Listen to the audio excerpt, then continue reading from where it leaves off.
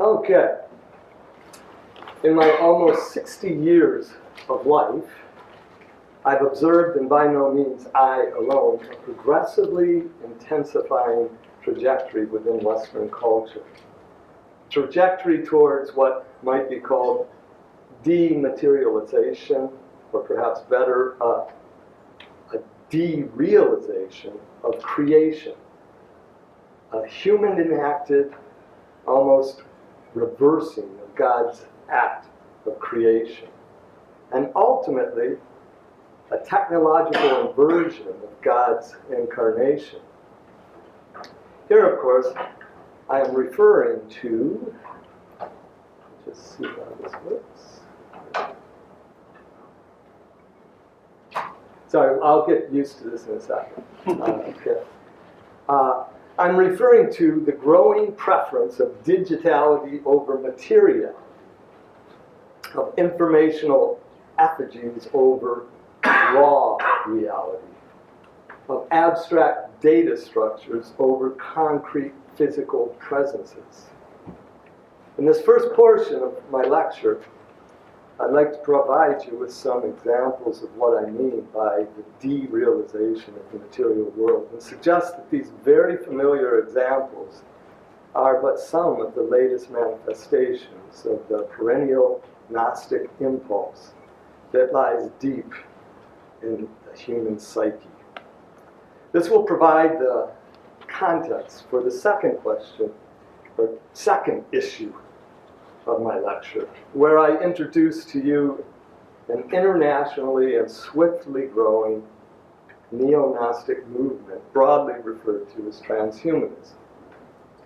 My third section will draw on the thought of Michael Polanyi in order to suggest that transhumanism is the logical conclusion of one vast fallacy of misplaced concreteness, towards which the Gnostic impulse inclines the West's collective psyche. I will conclude by raising some questions about this quest. I suspect most of you are familiar with the central idea of a second century heretical Christian group known as the Gnostics. The general claim of this movement was that an inferior god, namely the demiurge, created and rules the material world, a kind of flawed simulacrum of the ultimate immaterial world created by the supreme God, an utterly immaterial God. And the only escape from the suboptimal world was through renouncing the ontologically deficient material world by absorbing the esoteric knowledge of the Supreme Creator delivered by Christ, he being the Supreme Creator's emissary. But with this admittedly sketchy construal of Gnosticism in mind, let me quickly highlight what I discern as signals of its recrudescence. A really cool word I've always wanted to use. In contemporary Western culture, truly there are a vast array of dematerializations progressively intensifying within our cultural horizons. Dematerializations that I have dubbed for this lecture the Neo-Gnostic flight from the material world. Perhaps the most obvious example of this is in our social sphere. This thing does not. There it goes. Okay. How many of you out there remember how space and time used to feel when you had to use paper and pen and the all-too-material postal system to communicate to a distant loved one? Some of you will remember when FaceTime meant real-time, face-to-face, embodied, vulnerable, and intimate I-thouing. Right? In a common space with another in the flesh person whose body you could see, smell, taste, and touch. Today, FaceTime means going online wherever you happen to be, to digitally connect to someone, perhaps on the other side of the world, or, as often happens today, to somebody in the room next to you, where you can each be sovereign in your own isolated techno-cocoon spaces. I'm going to maybe try a different route to this without the... Okay. And in total control of your digitally mediated availability to the other person. As our social lives become more and more digitally mediated, the risks of embodied availability and communion, the very stuff of moral responsibility and moral development, are systematically screened out. The typical depth of relationship such mediated connections foster, it's all too clearly evident in the ease with which one can become friends with others. The information technologies we so willingly embed ourselves in extend our attention to places remote from our body's presence, even while these same technologies cocoon us in a protective coat of mediation that prevents the real-life demands of real presence from bearing on our responsibilities, thus enabling us to be partially attentive to almost everything while disabling us from being wholly attentive to anyone. This kind of inhuman access to so much beyond our body's native sensory reach into the world has a numbing effect on our moral sensibilities. I'm going to stop there because I'll get carried away with this. It's an issue that I really emphasize in my issues in ethics class. And I don't want to bore you with my criticisms of what's going on. Another example of recent steps towards dematerialization in our culture can be found in our culture's economic register. Right? Long ago, we used to barter face-to-face, relying heavily on body language to determine our offers, and we bartered for material objects with their direct use value. And money itself became, but soon money replaced material objects with their direct use value and became the abstract medium of universal exchange value. And most recently, money has largely given way to mere information transfers, binary numbers sent at the speed of light from financial institution to financial institution. Today, for example, the difference between making a killing or a bust on the stock market is often determined by nanosecond differences in information transfers. Entertainment is no longer enacted primarily face-to-face in specific venues, but broadcast everywhere as binary digits encoded in waves of electromagnetic energy, decoded at the other end into phonemes and pixels. Moreover, what we see and hear by decoding these waves are often no longer analogs of the real material world, but increasingly digitally created simulacra that have never existed in what we might call raw reality.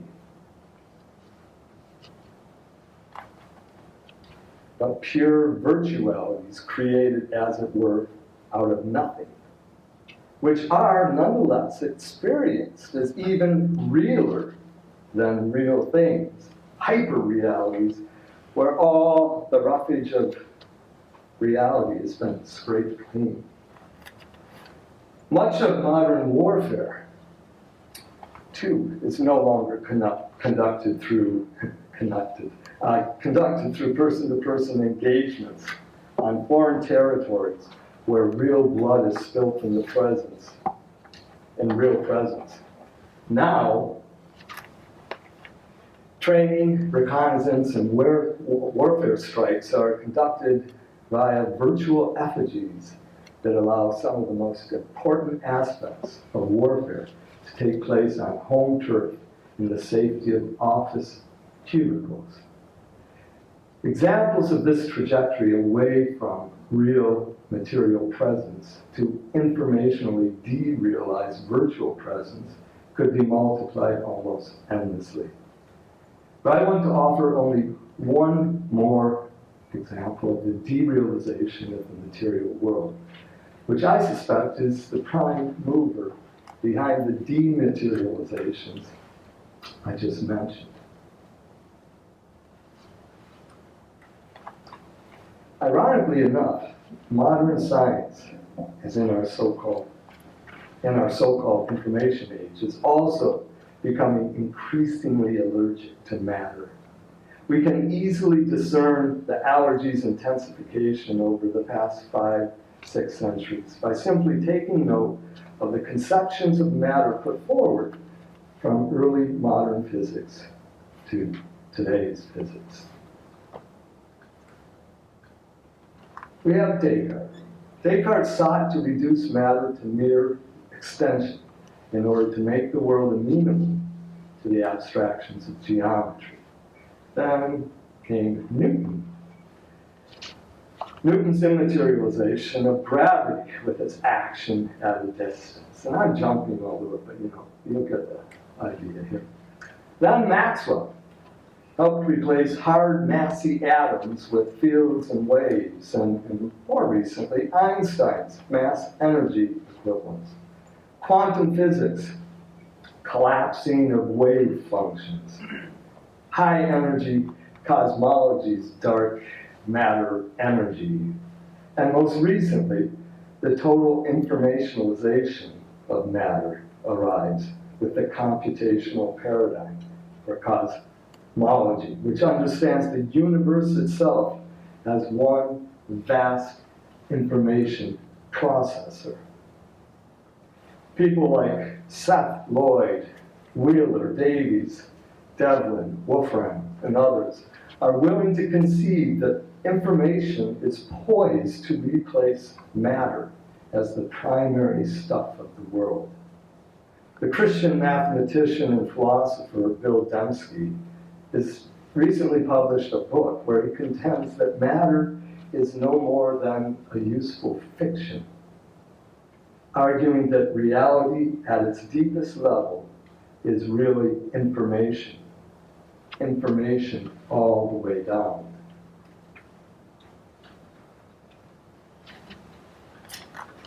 Biology, I'm just going to insert this quickly, too, has largely moved out of the business of relying solely on concrete empirical inquiry of the living world, making important advances by working with digitally generated replicas of biological phenomena, experimenting on these informational models and drawing empirical inferences from them. Most recently, popularizers like Richard Dawkins, Craig Venter, as well as serious theorists of artificial life like Christopher Langton and Edward Fredkin, are now contending that genetics has become a branch of information technology, that genes are nothing but digital information. In the realm of industrial biology, for example, where they are now 3D laser bioprinting design or DNA and rebooting cells with it, such that the host cells are transformed into self-replicating microbes controlled by the new synthetic genome introduced into it. Clearly shows a movement towards informationalization. In my own area of speciality, the prevailing Gnostic sentiment is given voice in the currently regnant computational theory of mind.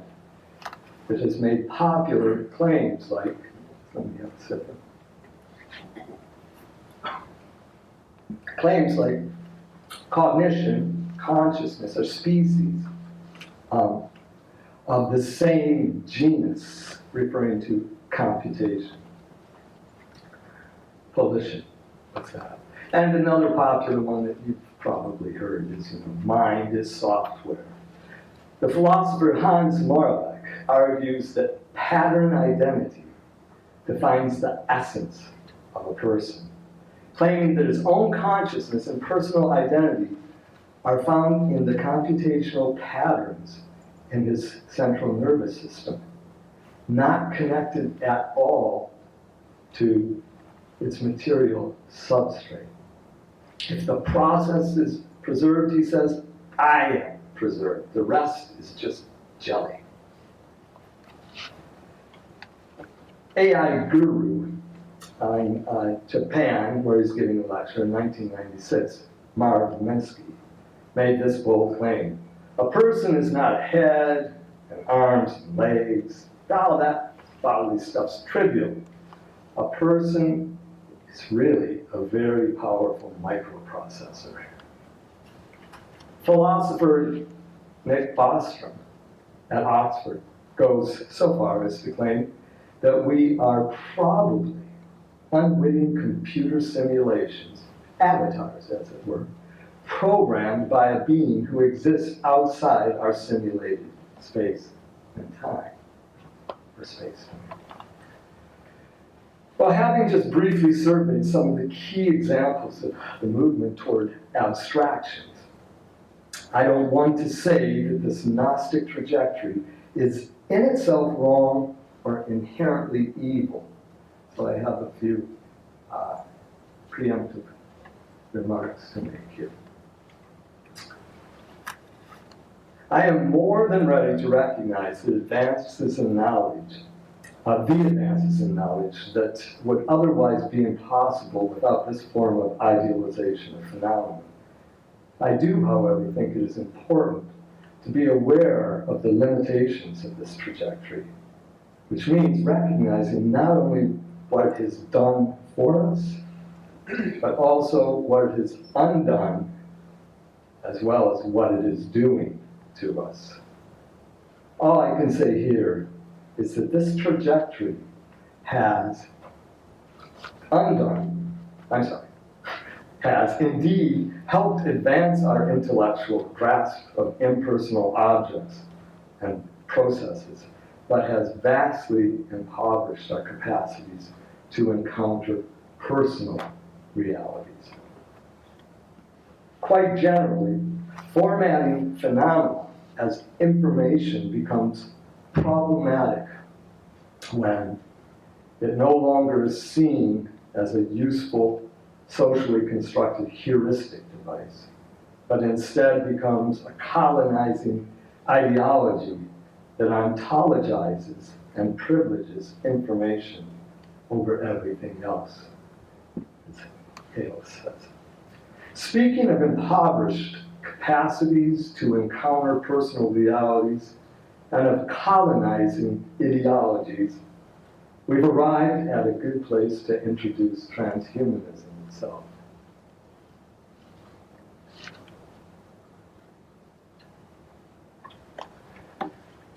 So what is transhumanism? Well, transhumanism may be justly described as an international and interdisciplinary movement whose project is to transform human nature through technological interventions so radical that Homo sapiens will ultimately transition in the not too distant future into a superior successor post-human species, one that transcends the fragilities and failures of our fleshly finitude. Common to all versions of transhumanism is a techno-utopianism based on the belief that the convergence and consequent accelerated advancement of technological development will, in the near future, enable Homo sapiens to engineer an exit from its frail and feeble biological nature into a designer, post-biological form of intelligence. Transhumanism is a strange attractor that draws around itself an array of scientists, technologists, philosophers who share techno-futurist commitments to a post-biological future, to an optimistic and instrumentalist reading of technology, and an informational concept of mind and consciousness. Consequently, it is part science, part philosophy, but also part science fiction, and I might add, part faith or religion. In short, it's a strange brew of bits from Plato, Descartes, Bacon, Hobbes, Nietzsche, Rand, Philip K. Dick, Arthur C. Clarke, William Gibson, Marvin Minsky, thrown into a rather thick broth of views deriving from Enlightenment, liberal humanism, and advanced consumerist and therapeutic capitalism. Okay, so there's a little summary of that, basically.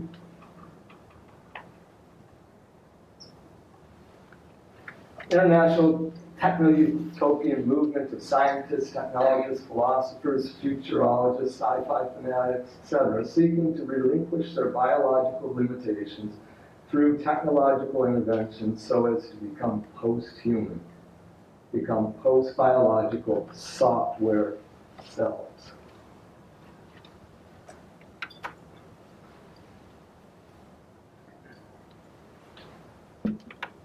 The ultimate aim of transhumanism is nothing short of eliminating aging, illnesses, unsatisfied desires, and death, what they view as the curses of biology.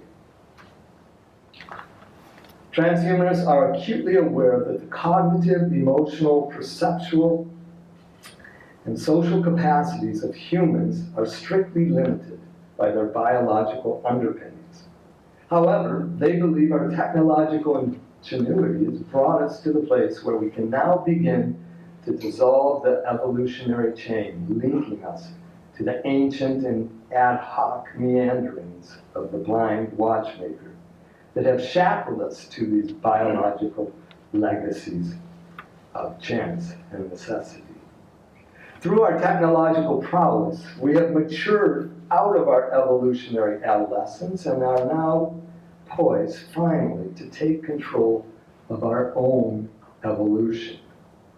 That is, we are ready to decommission Mother Nature, who has taken billions of years to produce Homo sapiens, a species of intelligent biological life bearing a bug-ridden genetic code that, if left to itself, condemns our species to a mortality that, from womb to tomb, will remain rife with malfunction, lethal genetic diseases, suffering, fundamental cognitive limitations, and powerful instinctual social antagonisms.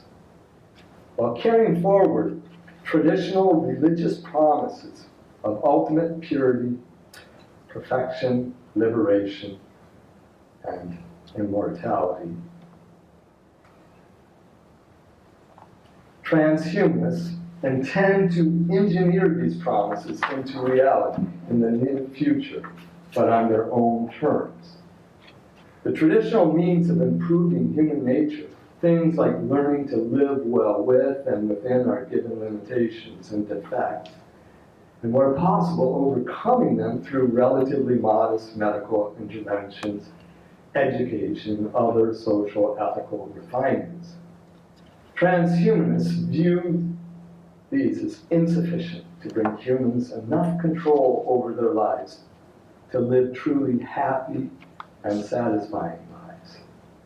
They resolutely refuse to accept such limitations and failures of self-transformation as fate, rejecting the notion that humans are designed or destined to have desires whose satisfactions will ever be beyond the immediate control of their wills.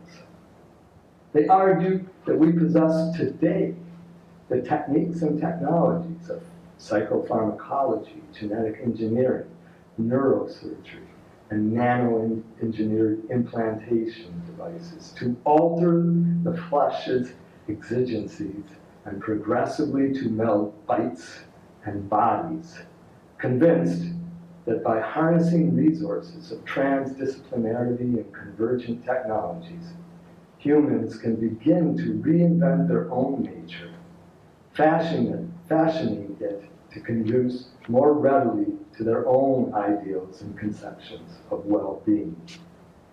In other words, transhumanists believe we can technologically engineer ourselves into states of being that old-fashioned, low-tech, humanistic approaches of traditional medicine, therapy, self-discipline, hard work, education, patience, aimed at, but could never really deliver. For them, technology will be the means by which humans will realize their ultimate concern.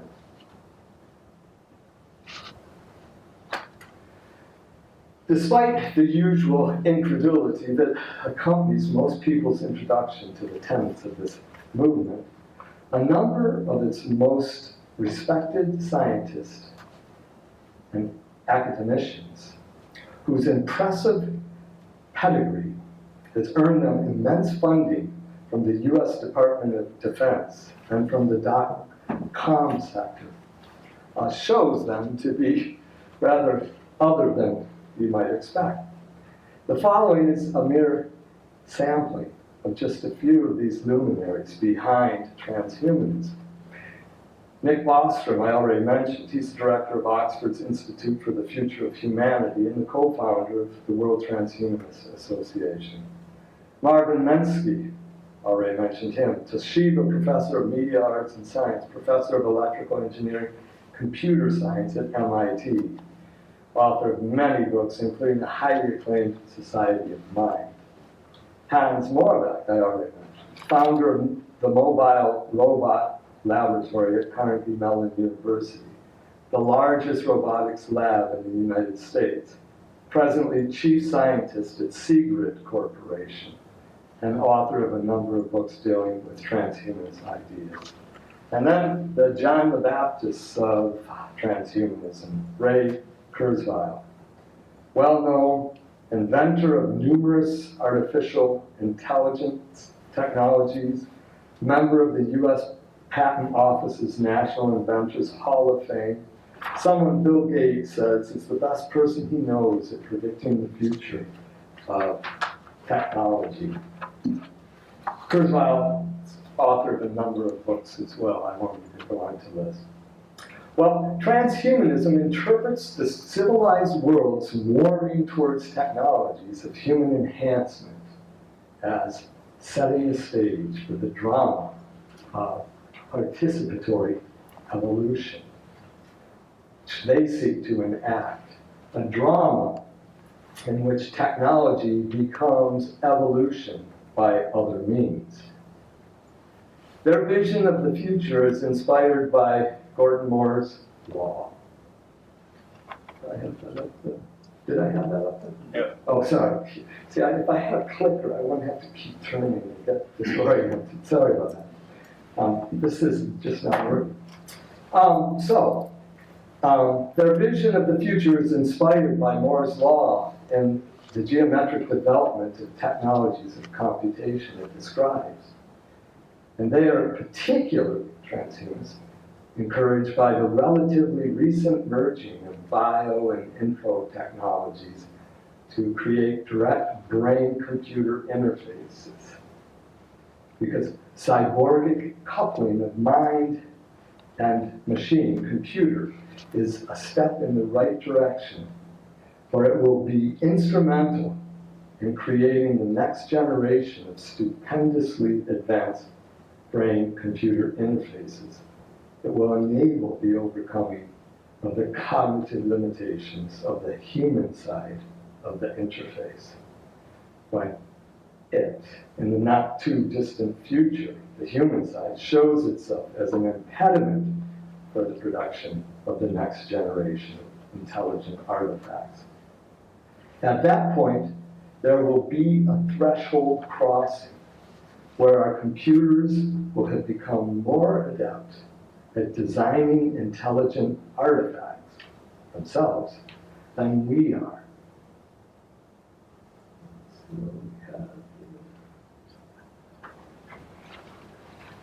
When this occurs, intelligent artifacts will largely go it alone, designing and building new intelligent artifacts with smarter than human intelligence. And of course, getting beyond that, each generation will produce a smarter offspring of artificial intelligence. And this is going to happen quicker and quicker, and it's going to be basically, as they understand, a tear in the fabric of history, because they call it the singularity, right? When this occurs, some transhumanists refer to this near future threshold crossing as the singularity.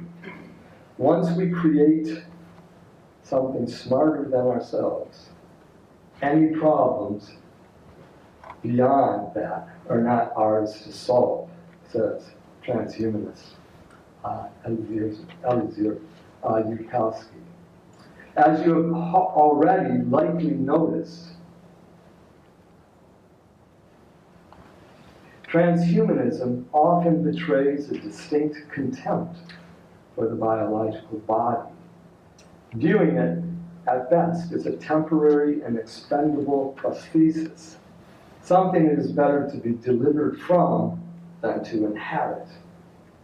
Human flesh is of little concern or use for them, teeming as it does with corrupted DNA codes that get transmitted across generations with a lethal genetic disease, namely aging, and other nasty Darwinian legacies. Biology, it's not destiny. It was never more than tendency. It was just nature's first quick and dirty way to compute with meat, says Barkowski. He, by the way, is professor of electrical engineering at the University of Southern California. Transhumanists are embarrassed by the painfully slow electrochemical and neuronal information transmissions taking place within their bodies, as compared to the information transfers within their computers. They bemoan having to resort to the slow means of information transfer to their colleagues through the noisy channels of their mother tongue, when compared to the almost instantaneous transfer of massive data files by computers. And they are vexed by the small bandwidth of information uptake performed by their miserly-fied bodily senses. Cyborgist extraordinaire Kevin Warwick from the Department of Cybernetics at the University of Reading laments the inefficiencies and inefficacies of having to physically, imagine this, to physically speak his thoughts to others, pining for a techno upgrade that will enable direct thought-to-thought, language-free digital communication channels remotely linking to others who are so upgraded. Transhumanists want nothing to do with the corporeal vulnerabilities and inevitabilities of natality or mortality. Instead of exploring the endless possibilities enabled by fleshly limitations, they tend to be obsessed with dreams of radical autonomy and extreme informational purification by uploading software subjectivities into supercomputer databases. Transhumanists tend to be either some sort of dualist, or, borrowing an expression from Jaron Lange, what might be called information totalists. Those who embrace a form of dualism to replace the more traditional material body and immaterial mind-soul duality with the more up-to-date and scientifically respectable duality of hardware and software, informational software. The informational totalists espouse a metaphysics more closely related to idealism, in that they understand the material world to be essentially a form of information. I'll get another drink here.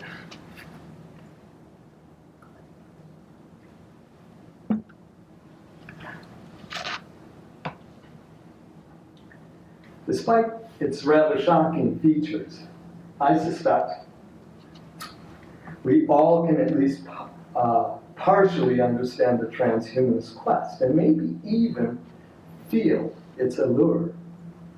Already, our Stone Age brains are out of kilter with the pace and demands of our space-age worlds. We all feel the need to rely more and more on techno-mediations to keep up with the machinery of the world, to compensate for the weaknesses of our flesh. It needs sleep, and food, and entertainment, and distraction.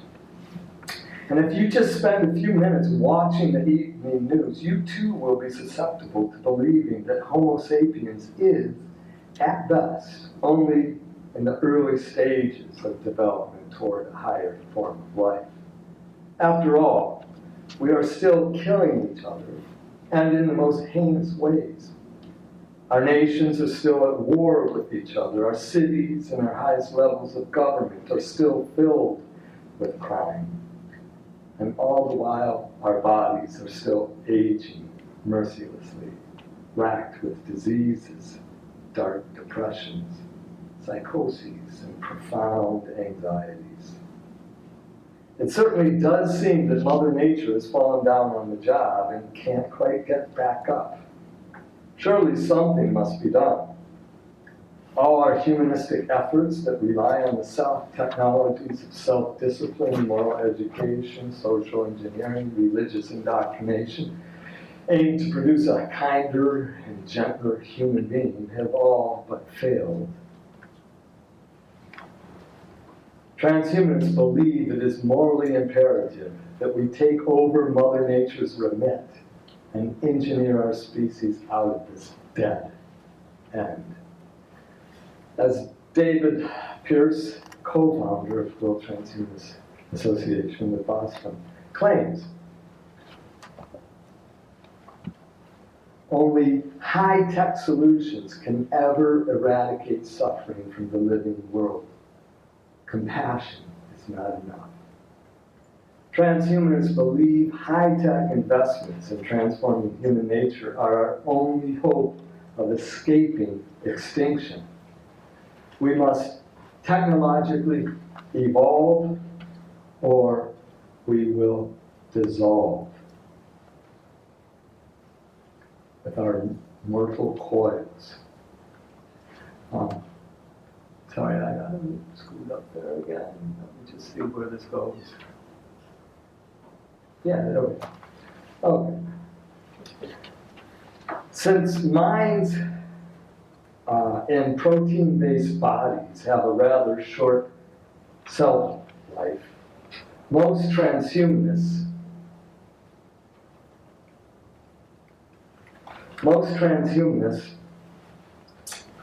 pursue a cyber immortality that will require a shift of material substrate from our vulnerable and biodegradable protein-based platform to a more durable, likely nanotech engineered platform.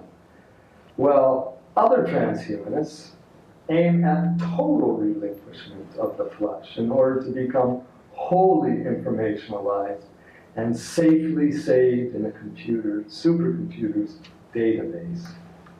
Thus, Kurzweil confesses, I quote, I don't think I have this on this one. I regard the freeing of the human mind from its severe physical limitations of scope and duration as the necessary next step in evolution.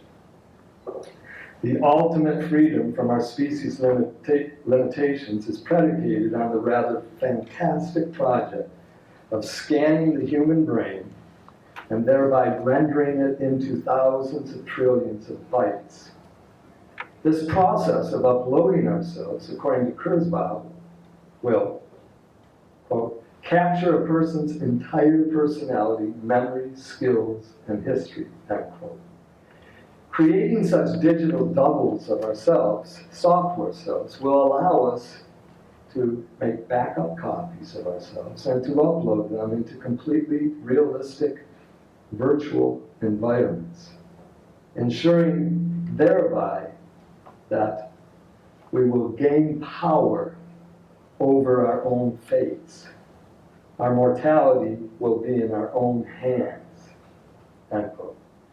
Transhumanists believe that the only way to ensure our future survival is to engineer our release from the vicissitudes of biology, that is, to become software cells. The very idea of software cells reveals how fundamentally the transhumanist project rests on the assumption that cognition and computation are species of the same genus.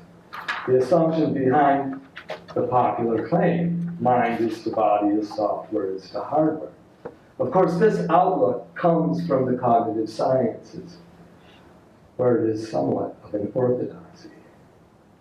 It is a reductive viewpoint in that it implies that the impersonal, rule-governed state transitions of neural patterns instantiated in the human central nervous system are of the same genus as thoughts about them. Reducing the human mind to these abstract and informationally formatted effigies is the bridge from here to the transhumanist post-biological future. If identities cannot be reduced, got behind you? If identities cannot be reduced to the central nervous system's patterns of information and information processing, there is little hope, no reason to expect transhumanists' much wanted post-human future. Okay, well, now I want to turn to some thoughts from Michael Polanyi to kind of challenge this view, just a thought.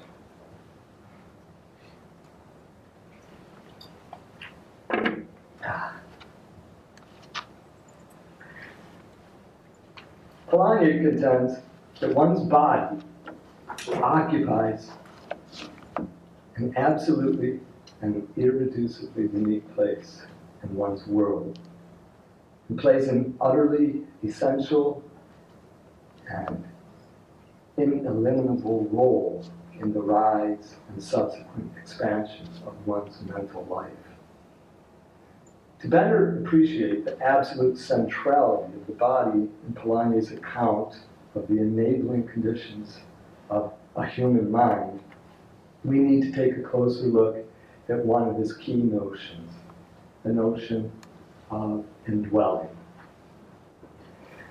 Drawing on insights from Gestalt psychology, work of Merleau-Ponty before him, Polanyi recognized that consciousness, perception, and cognition have a from-to structure, whereby a person attends from certain things, what Polanyi calls subsidiary particulars, to other things, what Polanyi calls comprehensive or focal entities. Subsidiary awareness is the awareness we have of things we attend from. It denotes our awareness of things that lack immediate or intrinsic interest and thus can serve unobtrusively to direct our attention toward what possesses our immediate or intrinsic interest, namely an intentional focal object. So I tried to kind of map this out a little bit here, just to make it easy to comprehend. Subsidiary particulars, what we attend from, have no immediate or intrinsic interests, so they kind of fade into the background.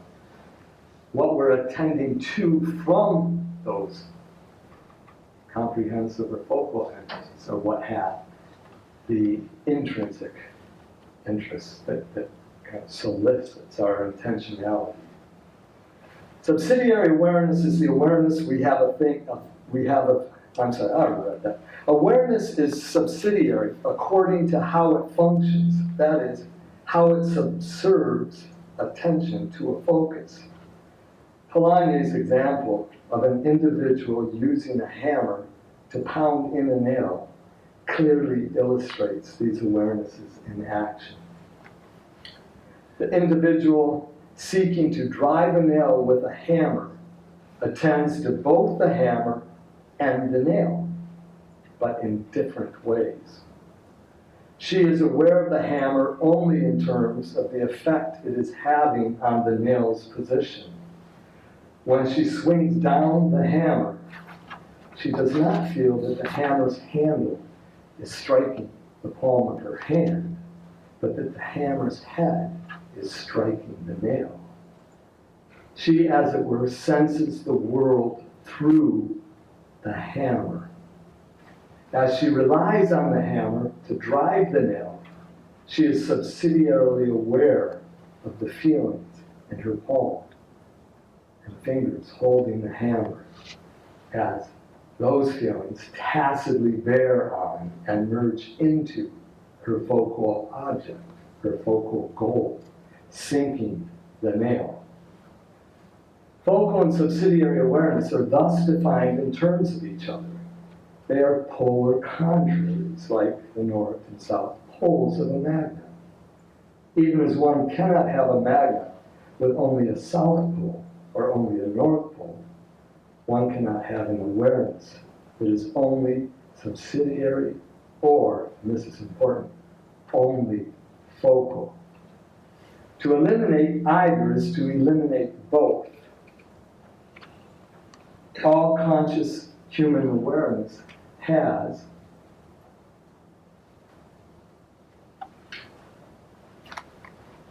this from-to structure that effectively creates an ineradicable opacity right in the heart of consciousness. And this is what Polanyi calls the tacit dimension. We can never be focally, that is explicitly aware of all that our focal awareness depends on. Disclosure and concealment are inseparable dimensions of all our knowing. So, nod towards hiding. It is structurally impossible for consciousness to level itself out on the purely focal plane by eliminating its subsidiary underpinnings. So our explicit focal knowledge will always be funded by factors of which we are not and cannot be explicitly aware. We will always be aware of more than we can focally identify or justify. The question this poses to the Transhumanist project is whether this fundamental and ineliminable tacit dimension of our embodied way of being in the world could ever be captured by explicit algorithms operating on explicit binary-coded data structures. The body has a position of primacy within the framework of this bipolar field of human awareness, according to Polanyi.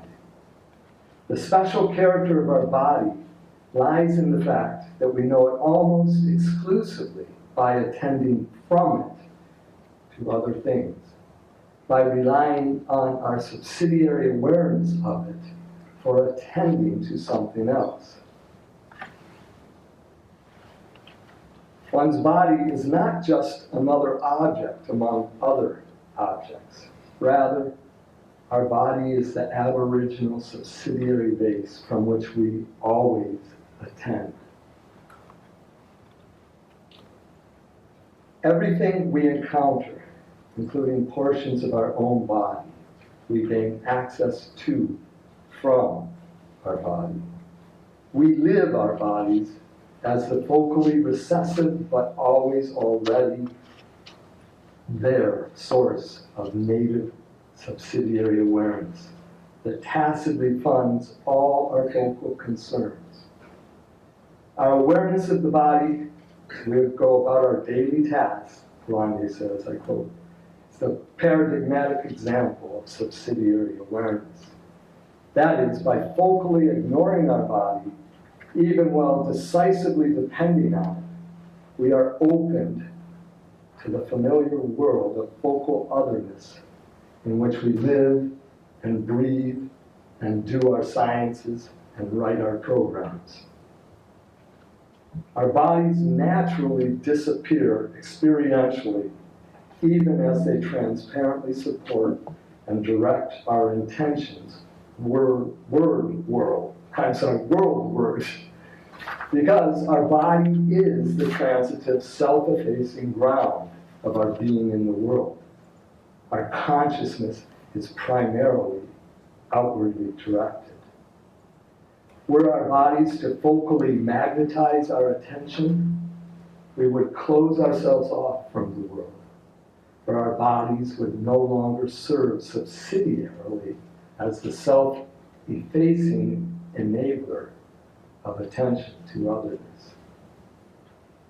As Polanyi says, there are, quote, bodily roots to all thought, because the body is always our originary matrix of subsidiary awareness. The body, as it were, comes all the way up as the tacit support of all our abstractions, as the enabling constraint that conditions and qualifies our higher order language-born intentions. If our consciousness necessarily pivots to its intentional objects from subsidiary awareness of our body, then an ineliminable tacit dimension undermines transhumanists' discarnate computational informatic metaphysics, revealing that the body is not merely, as they maintain, a liability to be on guard against or a biodegradable prosthesis we would do well to be liberated from, but in reality a fundamental condition of the possibility of a mindful point of view on the world. But I'm afraid this is all I have time for in regard to mounting a Polanyian challenge to the Neo-Gnostic premise upon which all the transhumanist hoopla rests. But before concluding this lecture, I would like to briefly summarize the ground I covered. I identified and exemplified within our cultural horizon a progressing and intensifying movement toward the abstract and the derealization of the material dimensions of reality, what I call the Neo-Gnostic flight from the material world. I gave some examples to support this observation. I turned to the transhumanist movement as a quintessential expression and logical conclusion of this flight. And finally, I called on the ideas of Michael Polanyi, specifically those dealing with indwelling in the tacit dimension, to challenge the very possibility of bringing to fruition transhumanism's flight from all that matters. In conclusion now, and before I open for some questions, I'd like to offer one brief and still not fully developed thought regarding what might be construed as the heart of the offense transhumanism poses for Christianity.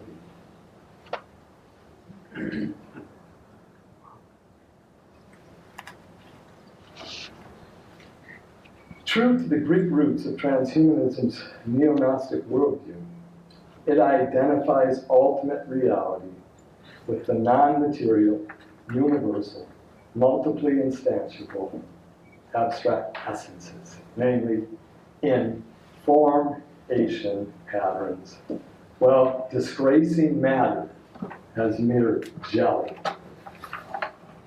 In contrast, according to the Hebraic roots of the Christian sensibility, neither the material world of God's creation nor the concrete and utterly unique within his creation is devalued as ontologically substandard. In fact, it is stunningly clear that when you look carefully at the Christian narrative, ultimate reality is always identified with concrete singular events and entangled in material singularities. All I have time for here is to hint at what I mean by this claim.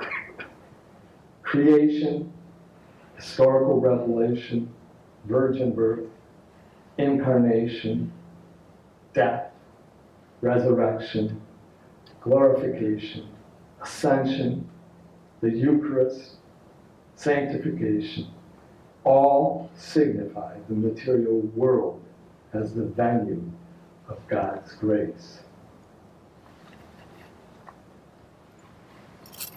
Thus, the offense transhumanism poses to Christianity is crystallized in John 1:14, I think. I didn't check on that. In the beginning was the Word, and the Word made his home in our flesh and in our history.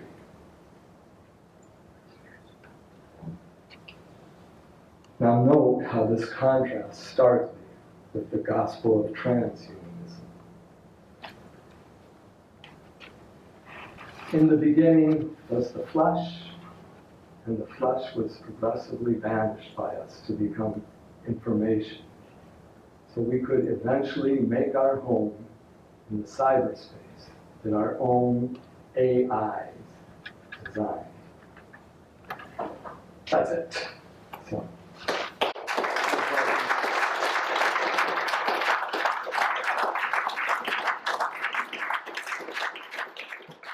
You've criticized transhumanism due to its quaint Gnostic tendencies, this quaint Gnostic dualism that sets it in opposition to biology. What do you think of the possibility of a Christian transhumanism? A Christian transhumanism that doesn't set itself in opposition to biology, but that looks to the wisdom of evolutionary processes, that looks to be in harmony with nature. Is this part of the Christian vocation, or do we have to reject the notion of a Christian transhumanism outright? Yeah. Well, it's interesting. A lot of Mormons are transhumanists. They have their own kind of transhumanist club. I don't know if they have quite a few members. And a lot of Christian thinkers have jumped on board. Ted Peters, if you've heard of him, and what is his name? Ronald Cole Turner is another one who's getting close to embracing it. There are many, many others. And, you know, I don't think they're going to ride it all the way to, you know, informationalizing themselves and all this. But they're very gung-ho about being co-redeemers and co-creators with God, understanding the image of God in us as kind of, you know, creating that agenda to help our brothers and sisters who are suffering and bring them into a more graceful way of being. And, you know, technology can indeed do that. The question is what it gives worth pursuing in the face of what it also takes away. And I think that's a personal issue. I don't know that I could have, some kind of categorical claim that merely moving in the direction of enhancing our native capacities is wrong in itself. We already do that in so many subtle ways.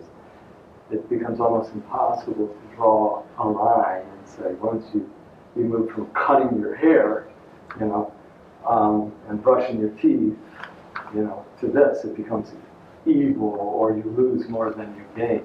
But I do believe that in the extremes, you have to know what you're losing. And for some people with certain theological commitments, they're not going to be willing to lose that. And I'm one of them who can't go all the way. But it's interesting. Let me just read you a quotation from Mark Walker, who says, "Becoming post-human is imperative. Creating post-humans is our best bet for avoiding harm. In a nutshell, the argument is that even though creating post-humans may be a very dangerous social experiment, it is even more dangerous not to attempt it. Technological advances mean that there is a high probability that a human-only future will end only in extinction." And what he's talking about here, and this puts a kind of urgency into the kind of question you're asking of Christians, is he's saying that, well, I should probably use his name. He's saying that, we, the West, the good guys in the West, have this technology to develop. It's already, the Pandora's box has been opened. If we relinquish that project, it's going to be taken up in the underground and by countries that don't have the moral framework. And we can't let that go because we're going to be goners, basically. And so there's this moral urgency to save your brothers and sisters. It's a complicated mess. Yeah. Sorry. I'm unable to distinguish between the transhumanist ideal of transferring our consciousness onto computers and nihilism, because being a computer person, I can't see how the satisfaction of everything we look for would be anything other than being migrated permanently out on disk once we've got everything we need on a computer, and especially when it's so expensive to be actively using the CPU. Oh, okay, now I'm not sure I completely followed that. It's not your fault, I'm sure it's mine. But are you saying that not uploading would be a form of nihilism? No, I'm saying the moment you upload and you have no more needs, you have no more need to function. Okay, but you can play a lot. Yeah. Why? Why? Because it's fun. 2-year-old's question. Why? If you ask why enough times, it doesn't take a lot of time to realize there is no answering why once you don't have a body. Well, then you program that question out of your... You're not you anymore. No, I agree. But there's a lot of people who would like to not be themselves anymore. But yeah, no, I get your point, and I take it. But, a lot of the transhumanists are people who are hedonistic in inclination. And they're just saying, like, what is the best thing that can happen to you? Well, it's that all your desires get met without any resistances and incompatibilities and just be one standing orgasm, That's kind of where they're going. But experience shows that's not true. Well, we can alter experience in these virtual worlds. We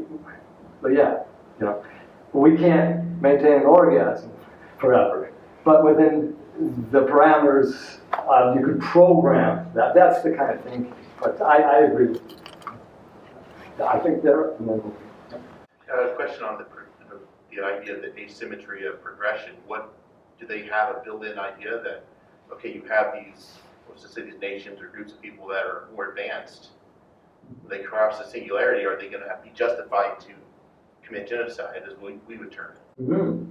Well, there's a big industry in transhumanism on how to constrain our development of AIs so that they have an orientation towards beneficence, okay, and are not able to rewrite their code.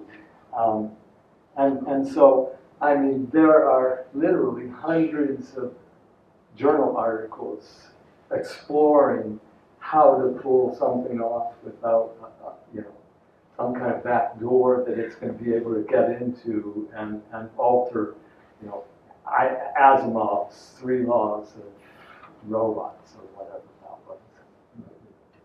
Yeah, and who's going to say that our post-human progeny isn't going to view those who maintained natural bodies as, insects, just kind of irritating things to get out of the way, I think, once, and I don't believe this is going to happen. Conceptually, I put it between, say, a square circle and perpetual motion machine, But the idea is that, once these smarter than human intelligence start making smarter than themselves intelligences, there's no way anything we did front-loading the trajectory, they're not going to be able to undo, farther down the line. And so there's no guarantees that this is going to become a utopian world of peace and harmony. I'm sorry, there's one in front of you, and then I'll grab you. Okay. So am I going? Yes. Okay. Sorry. I was confused about, with regards to transhumanism, you said that many of them were dualists. I'm trying to understand how you could be a dualist and hold to transhumanism, especially if you think that you could code your mental properties into a computer. Yeah. No, it's a curious thing, but what they are isn't like a substance. It should be over here. Substance dualist, where you have independent substances that have intrinsic essences that remain what they are independently of each other. What you have with the kind of dualism with the transhumanists is information is the new soul or the new immaterial, okay? The mind. Yeah, the mind. And the body, for some of them, is just a biodegradable substrate that isn't essential. Information is, material or platform independent. But for the really extreme idealist type transhumanists, they will argue that really ultimately what we call material world is really just like epiphenomenon information, if that. Which would be why some of them are idealists, I'm guessing. But what would they think substantiates that knowledge? What would house that? What would house That idealism that seems to be behind that idea that everything's just information. information? If I'm So they just say that it's a universe full of information. Yes, it is. In those totalist transhumanists. Do they tend to be determinists? Not that I can see, no. Not that I can recall of anything I've read where they've felt that this confines them to a deterministic system. But you could probably make some arguments to that effect. Okay. Yeah, way back there. Yeah. I believe correct me if I'm wrong, but one of the things you were saying in the presentation is that the Neo-Gnostic impulse to get away from what is material and to get to information is at the core of transhumanism. Okay. Is that correct? I think so. If transhumanists were to respond to like what Polanyi said about the tactic dimension, the transhumanists were to say, okay, I admit that it is impossible to separate our consciousness from our body. This is wrong. However, we can still pursue the transhumanist goal of becoming post-human. We just have to take into concern that that we cannot separate our consciousness from our body. Instead, we can attempt to improve our bodies to the point in which they are immortal. What would you say to that transhumanist? Is that transhumanist is no longer really putting the Neo-Gnostic impulse as the core of their transhumanist goals?